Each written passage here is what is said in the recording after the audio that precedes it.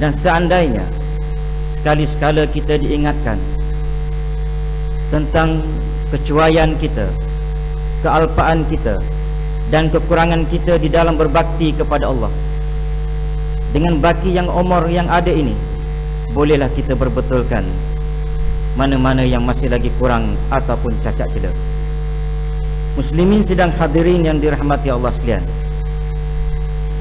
janganlah kita merasa sombong dan bangga diri apabila kita menjadi seorang manusia yang berguna.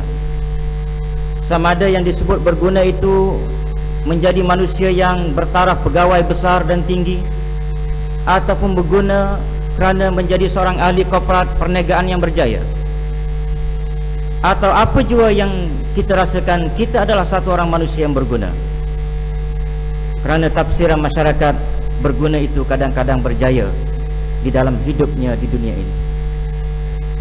Seandainya itulah yang kita rasakan, kita adalah manusia yang berguna, maka jangan kita merasa sombong dan bongkak kerana kita menjadi manusia yang baik, kita menjadi manusia yang berguna, kita berjaya menjadi seorang pegawai kerajaan yang tinggi pangkat, kita berjaya menjadi seorang usahawan yang berjaya dan cemerlang, dan kita berjaya dan berjaya. Sebenarnya tuan-tuan, kita tidak pernah mendengar akan doa daripada ibu kita sendiri. Sebenarnya kejayaan itu adalah mari daripada doa ibu, yang mana ibu tidak pernah beritahu kepada kita bahawa mereka mendoakan kejayaan yang terbaik untuk anaknya. Sehinggalah kita menjadi manusia yang berguna, manusia yang terbaik pada pandangan kita. Sehinggalah kita membesar, dan sehinggalah ia pergi dan kita masih lagi bernyawa dengan anugerah nyawa daripada Allah. Sidang Jumaat yang dirahmati Allah sekalian, walaupun kita sudah pun berusia 80, 90, 100 tahun, apatah lagi yang masih muda, namun kita harus ingat bahawasanya kita adalah anak kepada seorang ibu. Saya peringatkan perkara ini adalah semata-mata untuk mengingatkan diri saya sendiri dan juga tuan-tuan. Kadang-kala apabila kita mencapai umur 80 tahun, 90 tahun, kita merasakan bahawa ibu tidak ada dalam hidup kita, kerana kita sudah menjadi datuk ataupun tonyang dan sebagainya. Maka kita tidak merasakan bahawa kita dilahirkan oleh seorang ibu. Maka dengan sebab itu tuan-tuan, marilah kita menjadi anak yang terbaik kepada ibu kita sendiri. Dalam hal ini, seorang tabi'in berkata, cara membuat baik kepada kedua ibu bapa kita, terutama sekali yang telah pun meninggal dunia, apatah lagi yang masih hidup, yang pertama sekali hendaklah menjadi anak yang baik, anak yang soleh, anak yang kenal Allah Ta'ala, anak yang rapat diri dengan Allah Ta'ala, anak yang tidak durhaka kepada Allah. Maka itu sudah cukup menjadi anak yang terbaik bagi seorang ibu dan bapa. Yang keduanya,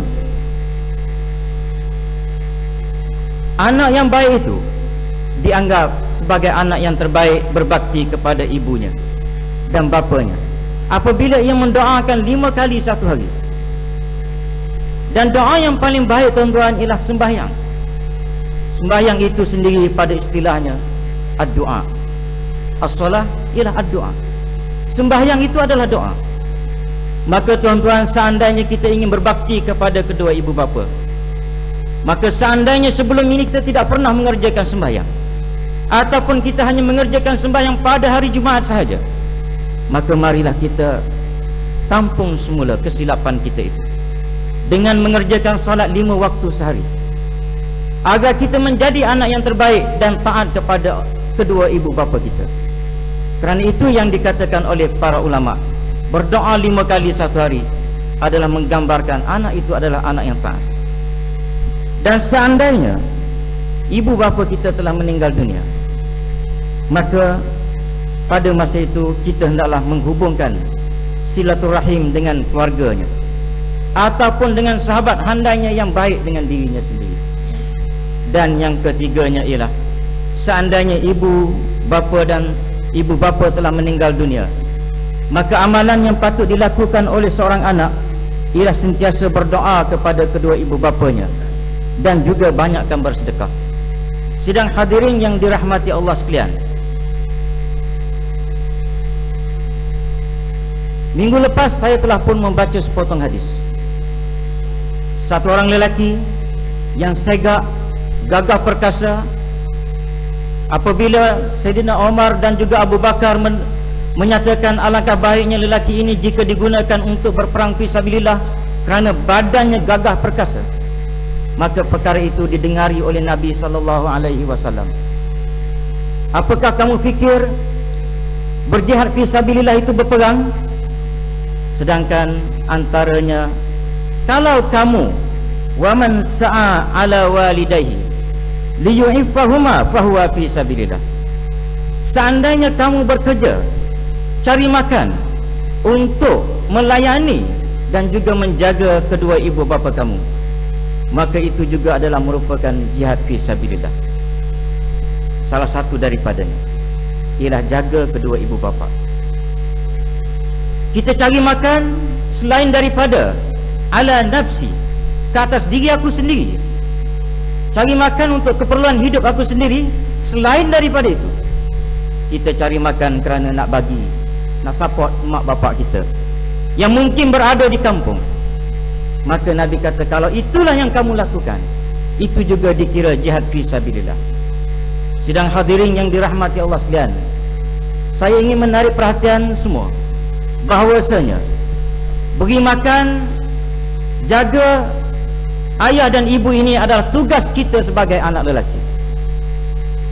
Tetapi tuan-tuan, itu teks dia. Saya selalu sebut dalam kita memahami Islam, baca teks dan konteks. Teks dia begitu, tetapi konteksnya, ibu tidak mahu duduk bersama dengan anak lelaki. Ini adalah realiti. Jarang seorang ibu ingin bersama sebumbung dengan anak lelaki, kerana mungkin tidak sesuai dengan menantu perempuan. Itu adalah konteks. Teksnya, kita anak lelaki yang menjaga, yang wajib menjaga. Maka dalam kes ini tuan-tuan, kita jangan gundah gulana, ataupun jangan kita pejam mata, ataupun buat-buat tak tahu.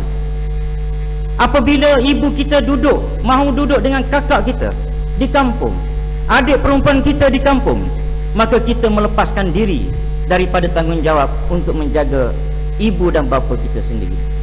Atas alasan ibu tak mahu duduk dengan saya. Sebenarnya tuan-tuan bukan begitu. Andai kata ibu kita ingin bersama dengan kakak kita kerana lebih selesa dengan kakak kita ataupun adik perempuan kita yang berada di kampung, yang kebetulan tidak menjadi dari sudut pendidikan, lantas mereka bekerja sebagai orang kampung. Kalaulah ibu kita ingin duduk dengan kakak ataupun adik perempuan kita, maka tuan-tuan, tanggungjawab kitanya ialah hendaklah menghulurkan wang ringgit kepada kakak kita, adik perempuan kita yang menjaga kita. Bukan setakat makan minum ibu bapa, tetapi wang ringgit untuk kakak kita yang kadang-kala terpaksa menoreh, tetapi kerana jaga mak punya pasal, maka kakak kita, adik perempuan kita tidak boleh menoreh. Apabila tidak boleh menoreh, macam mana dia nak bantu ataupun macam mana dia nak support pula anak-anak dia? Kalau kita hanya bagi wang ringgit sekadar untuk makan minum mak bapak kita yang dijaga oleh kakak kita dan juga adik perempuan, maka bagaimanakah pula kakak kita nak makan, adik perempuan kita nak makan, nak bagi belanja kepada anak-anak dia, sedangkan dia bergantung harap kepada penori getah atau kelapa sawit dan sebagainya. Maka ini yang harus kita fahami. Sama ada tuan-tuan seorang nak bertanggungjawab untuk memberi makan minum kepada ibu bapa ataupun pakat di kalangan adik-beradik lelaki, itu terpulang. Tetapi yang kita nak tegur, nak ingatkan, jangan lepaskan diri seandainya ibu dan bapa kita ingin bersama dengan kakak kita ataupun adik perempuan kita. Tuan-tuan yang dirahmati Allah sekalian, itu tanggungjawab dari sudut zahir. Bila sebut mak, selagi mana dia hidup, dia ada dua benda. Kita kadang-kadang jaga zahir dia. Dia nak berak, nak kencing, kita beli pampers.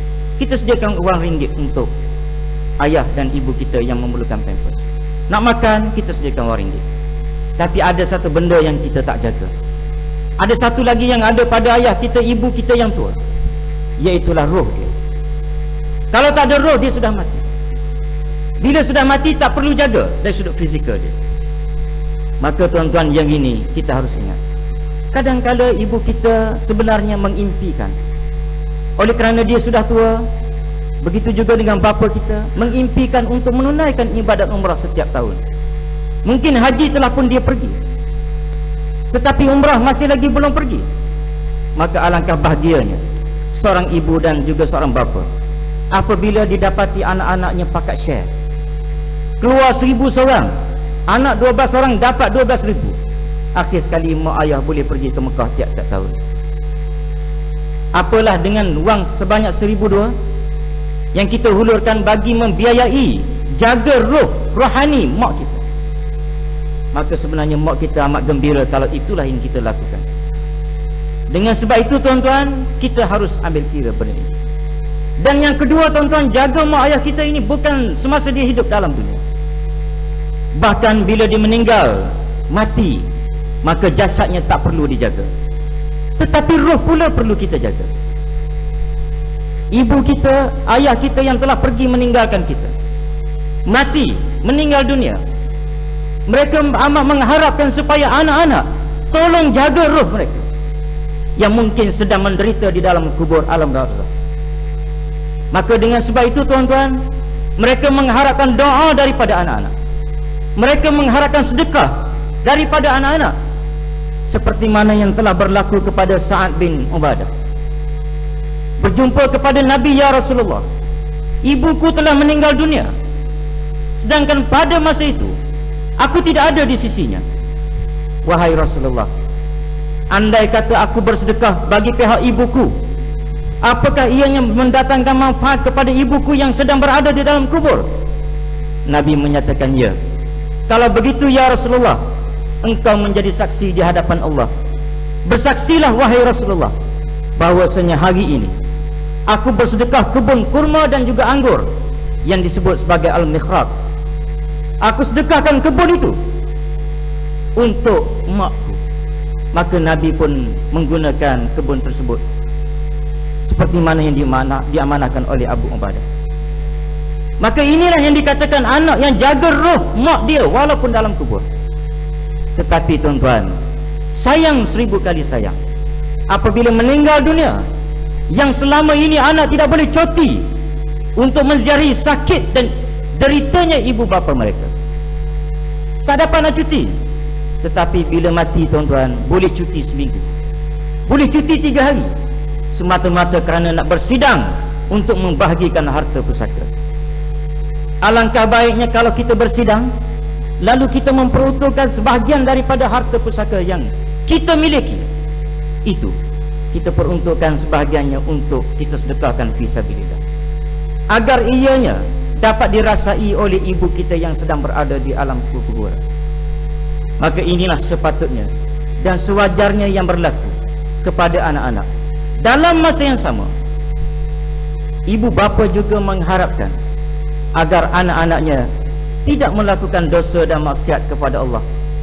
Kerana dosa dan maksiat yang dilakukan oleh anak, sama ada beli toto ataupun rasuah, minum arak, merokok, berzina, semuanya ini tuan-tuan menyebabkan ibu bapa kita yang berada di dalam kubur menderita. Tuan-tuan, perkara ini semuanya akan kita lalui. Seandainya kita masih lagi bernyawa dan kita mempunyai anak, seandainya kita gagal mendidik anak-anak kita menjadi anak-anak yang baik, maka deritalah kita tuan-tuan berada di dalam kuburan, kerana anak kita melakukan dosa dan maksiat kepada Allah. Akhirnya tuan-tuan, marilah kita mendengar bagaimana rintihan suatu orang perempuan yang bernama ibu kepada seorang anaknya dengan berkata, wahai anakku, aku terlalu amat sayang kepada kamu semua kerana aku yang melahirkan kamu. Tapi tahukah kamu, wahai anak, aku adalah seorang wanita Tahukah kamu perangai seorang wanita? Bukankah wanita satu orang manusia yang menjaga kecantikan dirinya? Tetapi wahai anakku, ketahuilah, 9 bulan aku menanggung derita. 9 bulan aku kelihatan bodoh kerana mengandungmu. Dengan sebab itu, engkau ingatlah baik-baik akan keadaan ibumu ini yang mengandungkan kamu dalam keadaan langsung tidak kelihatan cantik. Seandainya aku boleh dikahwini apabila berlakunya kematian terhadap ayah kamu ataupun perceraian hidup, nescaya wahai anakku, tiada ada siapa yang mahu berkahwin dengan aku pada masa itu, kerana aku kelihatan bodoh, mengandung perut ke depan dan sebagainya. Wahai anakku, 9 bulan aku menderita, dan apabila engkau hendak dilahirkan, pada masa itu aku serahkan nyawaku kepada Allah. Hanya Allah saja yang tahu apakah aku panjang umur ataupun tidak. Tetapi aku redha seandainya engkau dilahirkan dengan selamat. Wahai anakku, sepanjang engkau dilahirkan, aku jaga engkau dengan baik. Daripada kecil sampai engkau membesar, aku pelihara engkau. Kadangkala aku terpaksa berbohong bila mana engkau besar, dengan kemiskinan yang berlaku dalam hidup ini. Aku menyatakan wang ada, sebenarnya tidak ada wang. Kadangkala aku beri makan kepada kamu, dan aku mengatakan ibu sudah makan, sudah kenyang, sebenarnya aku berbohong. Yang penting kamu boleh makan. Dan macam-macam lagi pembohongan yang telah kulakukan terhadap dirimu sendiri, semata-mata untuk kebahagiaan kamu. Wahai anakku, apabila kamu berada dalam keadaan yang baik, besar panjang, janganlah engkau hina daku ini. Apatah lagi apabila aku telah berada di dalam kuburan, jangan kau hina aku dengan melakukan dosa dan maksiat. Dan cukuplah dengan engkau meninggalkan sembahyang, itu adalah satu dosa yang paling dahsyat, yang sudah tentu tidak ku tanggung, tak mampu untuk aku menanggung bila mana berada dalam kuburan. Wahai anakku, aku amat berbahagia, dan aku tidak pernah menyatakan kepada kamu betapa bahagianya diri aku ini seandainya kamu menjadi manusia yang terbaik. Tetapi ketahuilah, aku sentiasa mendoakan supaya Allah Ta'ala jadikan kamu anak yang soleh. Pun begitu, kadang-kadang kamu melakukan dosa dan maksiat, hatiku merintih dan kecil hati, hatiku menangis, tetapi aku tidak menceritakan ini semua kepada kamu. Moga-moga kamu mengambil pelajaran dan jadilah anak yang terbaik. Aku qauli hadza wa astagfirullah. Assalamualaikum warahmatullahi wabarakatuh. اللهم إنا نسألك بحرمة هذا اليوم المبارك أن تكشف عنا كربتنا، وأن تغفر لنا ذنوبنا، وأن ترزقنا من حيث لا نحتسب، والحمد لله رب العالمين.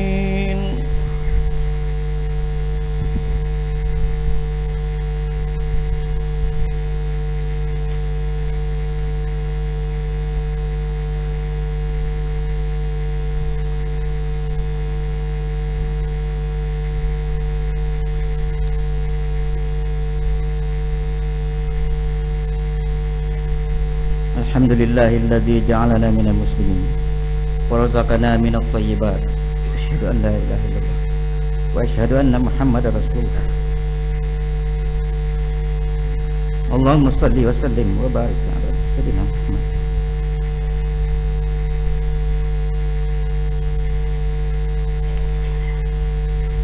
Wa ala alihi wa sahbihi wa man tabi'ahum bi ihsanin ila yaumiddin. Amma ba'd.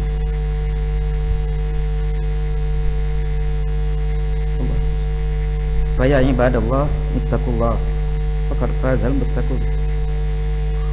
Qala Allah Ta'ala, inna Allaha wa malaikatahu yusholluna 'alan nabi ya ayyuhalladzina amanu shallu 'alaihi wa sallimu taslima. Muslimin sedang hadirin yang dirahmati Allah sekalian, marilah kita bertakwa kepada Allah dengan sebenar-benar takwa, dan jadilah kita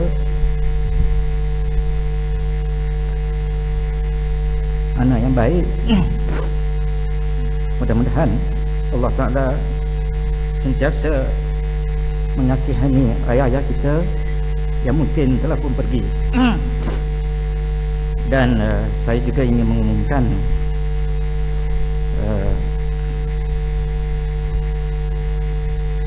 kita masih lagi memerlukan sumbangan untuk membeli PA sistem yang baru, yang kita jangka mungkin seminggu dua lagi kita akan pasang, dan tender telah pun ditutup minggu lepas.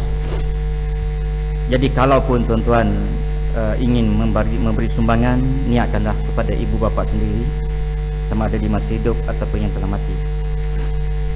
Dan sempena hari ibu ini, seandainya tuan-tuan masih lagi ada ibu dan bapa, telefonlah mereka. Mungkin mereka mengharapkan sesuatu, paling tidak untuk mendengar suara tuan-tuan sementara mereka masih ada. Akan sampai satu peringkat mereka ada tetapi mereka tak kenal tuan-tuan. Apakah masa itu baru tuan-tuan nak telefon, nak balik kampung dan sebagainya. Allahumma salli wa sallim ala sayyidil mursalin wardallahumma an ashabihi wa qarabatihi wa azwajihi wa zurriyatihi ajma'in. Allahumma ighfir lil muslimina wal muslimat wal mu'minina wal mu'minat al ahya minhum wal amwat innaka sami'un qaribun mujibud da'wat wa ya qadiyal hajat. Allahumma inna nas'aluka wa natawassalu ilaika binabiyyikal amin wa nas'aluka bi asma'ikal husna wa sifatikal uzma an tahfaza bi'aini inayatika ar-rabbaniyah wa bihifzi wiqayatika as-samadaniyah jalalata malikina al-mu'azzam Sultan Selangor Sultan Syarafuddin Idris Shah Al-Haj Ibni Al-Marhum Sultan Salahuddin Abdul Aziz Shah Al-Haj. Allahumma adimil auna wal hidayah wat taufiq was sihah was salamah min liwali ahdi Selangor Tunku Amir Shah Ibni As-Sultan Syarafuddin Idris Shah Al-Haj bi amni wa salahin wa afiyatin bimannika wa karamika ya dzal jalali wal ikram. Allahumma atim umrahuma muslihaini lil muwazzafin war ra'iyati wal bilad wa balligh maqasidahuma bi tariqil huda war rasyad. Rabbana hab lana min azwajina wa dhurriyyatina qurrata a'yun waj'alna lil muttaqina imama. Rabbana atina fid dunya hasanah wa fil akhirati hasanah wa qina adzabannar. Ibadallah, innallaha ya'muru bil 'adli wal ihsan wa ita'i dzil qurba wa yanha 'anil fahsya'i wal munkar wal baghi ya'izukum la'allakum tadhakkarun. Wazkurullahal 'azim yazkurkum washkuruhu 'ala ni'amihi yazidkum was'aluhu min fadlihi yu'tikum wa la dzikrullahi akbar. Allahu ya'lamu ma tasna'un.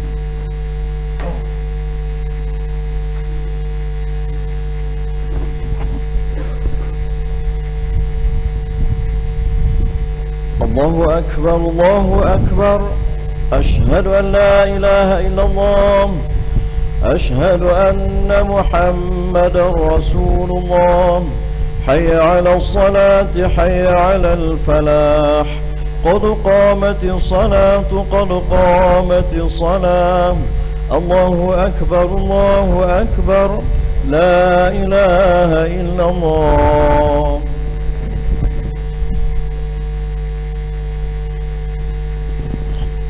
Duduk kasar atau kasar.